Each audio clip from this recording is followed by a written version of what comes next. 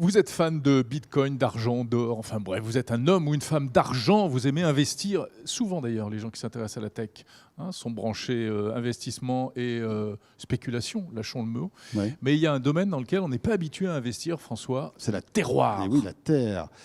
Et pourquoi pas, tiens. Et Ouais. justement, Paul Rodriguez, notre invité, va nous en parler avec Hectarea. Bonjour Paul.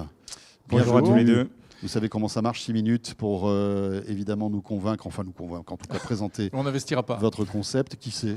On ne sait pas. On va essayer. On va voir. Justement, présentez-nous Hectarea. Alors, donc chez Hectarea, on permet aux particuliers d'investir très facilement dans la terre agricole dès 500 €. Et en fait, notre mission, c'est vraiment de reconnecter les particuliers avec les agriculteurs qui les nourrissent. Si vous voulez, on le voit avec la crise agricole actuelle, il y a un fossé entre le monde agricole, nos modes de consommation. Et donc, pour pallier à ce manque, on a créé un lien direct entre les deux, qui est bien de l'investissement avec un pont qui est économiquement viable entre les deux. Alors c'est très intéressant, je trouve, mais quand on dit investir dans une terre agricole, ça consiste en quoi? Donc je vais mettre de l'argent et je vais attendre un profit.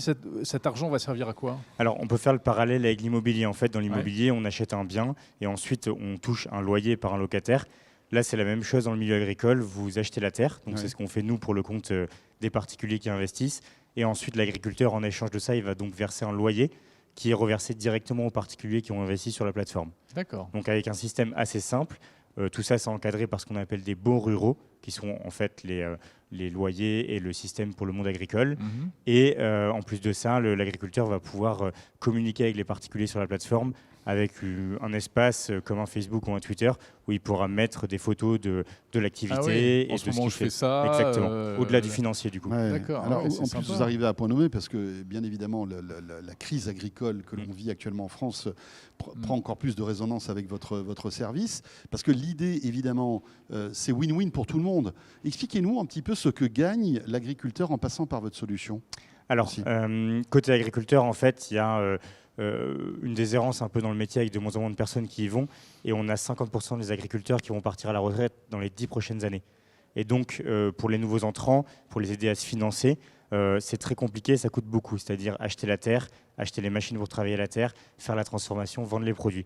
Et donc, quand vous achetez le foncier, donc la terre pour le compte de l'agriculteur, ça lui permet de libérer de la trésorerie pour finalement plutôt se monter concentrer en sur le compétences. rendement. Exactement. Et voilà, les machines, la culture, etc., etc. Et mieux vivre de son exploitation. Ouais. Mais malgré tout, après, il va perdre une partie de son revenu parce que comme il loue en fait cette terre, puisqu'elle appartient en fait à votre communauté, ça lui fait des revenus en moins aussi. Et effectivement, mais en fait, soit il la finance en fonds propres, chose que souvent il n'a pas pour financer, soit il va la financer via un prêt bancaire et auquel cas il y a l'intérêt plus il faut rembourser le prêt. Et en fait, nous, c'est une solution qui revient relativement peu cher. On parle de rendement à 3% à l'hectare. Et donc, ça permet en fait de ne pas avoir de gros prêts à rembourser et donc d'avoir plus de liquidité. Il peut l'acheter au bout d'un moment, la terre, ou est-ce qu'il la loue tout le temps? Non, l'idée, c'est qu'il puisse la racheter assez facilement. Généralement, nous, en fait, on est sur un horizon de 10 ans.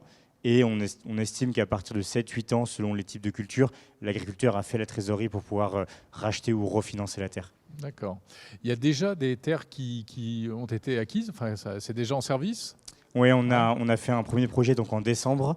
En un mois, on a collecté 175 000 € donc, sur un terrain près de Bordeaux. Donc, ma région est avec beaucoup de contacts agricoles là-bas. Et donc, il y a 91 particuliers qui ont investi sur ce terrain-là. Et l'idée maintenant, c'est de le multiplier pour que, si vous voyez, 1 hectare, c'est 100 arts de terre.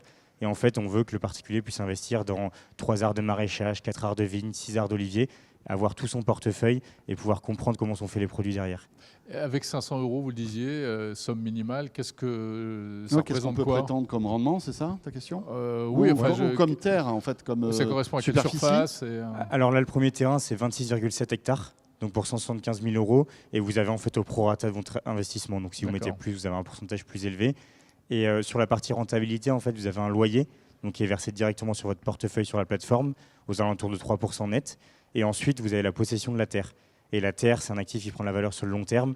En tout cas, historiquement, ça a pris plus 4% par an sur les 10 dernières années. Mais au bout de 10 ans, je dois la revendre, en fait, c'est ça? Exactement. Donc au bout de 10 ans, il y a l'agriculteur qui peut racheter sa terre. Nous, on peut refinancer. On peut également vendre à un autre investisseur qui va laisser l'exploitant en place. Parce qu'il y a une différence entre la possession foncière du terrain et le droit de l'exploiter. Donc la promesse, c'est minimum 3% de rendement? Oui, exactement. Ça. Bon, c'est pas délirant non plus, mais C'est 3% net, c'est ça? Oui, c'est 3% net et d'accord. surtout, donc vous avez les 3% comme un livret A finalement, Ouais, c'est ça. Ouais. mais derrière vous avez quand même la possession d'un actif tangible, la terre, et qui Ouais. peut prendre de la valeur Qu'au sur le bout de long 10 terme. ans, lorsque je la revendrai, je ferai une plus-value sans doute. En espérant, c'est comme le cas de l'immobilier, si ce n'est que c'est un peu moins cyclique que Ouais, un l'immobilier peu moins encore. cyclique, Ouais. c'est ça. Mais est-ce que cette terre m'appartient vraiment? Par exemple, Jérôme achète, je sais pas moi, un lopin de terre. Est-ce qu'il peut installer sa des tente, vignes. Ok. par exemple, devant? Ou mine de rien, il y a bah beaucoup non. de symboles derrière tout ça. Alors non, la terre est vraiment acquise, sauf que pour le particulier qui investit, en fait, c'est une obligation à laquelle on rattache une hypothèque qui est mise en place par le notaire et qui permet bien de rattacher la possession sans avoir, en fait, on va dire, tous les problèmes de participer aux assemblées Oui, et générales. puis on n'a pas la etc. jouissance en fait de ce terrain finalement. Non, exactement. Le terrain, il est à disposition de l'agriculteur. Ok. Tu pourras Donc, pas aller planter ouais. tes propres Non. tomates. Quoi. Voilà, c'est Non, ça. On n'achète pas un l'idée. deuxième jardin, en fait. Ah ouais, d'accord. Très bien. Et l'idée, c'est en 2024 de développer ces projets pour avoir encore plus de terres à vendre. Oui, mais c'est de développer des nouveaux types de plantations. Donc ça va être, là on a fait maraîchage céréales, ça va être de faire de la vigne, de l'olivier et d'autres types de plantations pour justement aller dans la France entière Mhm. et voir tout ce que font, tout Il ce y a qui est des fait dans nos cultures régions. qui sont plus rentables que d'autres. Alors, en fait, le loyer n'est pas indexé au chiffre d'affaires des exploitations. Ok. Non, mais Donc, pour un agriculteur, en fait. Oui, oui, au-delà de complètement. ça, Pour le coup, c'est très différencié Ok, selon les ouais. cultures. Vous allez avoir des cultures pérennes de l'arboriculture, vous avez des Mhm. cultures annuelles comme des céréales. Il y en a, on est sur des cultures de volume, oui, d'autres puis sur de après, la valeur vigne, ajoutée. voilà. Ouais, exactement. La vigne est un exemple où il y a de la valeur ajoutée. Top. Mais on en parlera dans une prochaine émission consacrée à l'agriculture. Oui, N'est-ce pas? c'est vrai. Bah, en plus, avec le salon qui arrive là, c'est plutôt pas mal. Super, très bonne idée. Hectarea, merci beaucoup Paul Rodriguez d'être venu nous en parler dans Village Startup. T'as failli dire ton podcast. Merci à vous. En fait.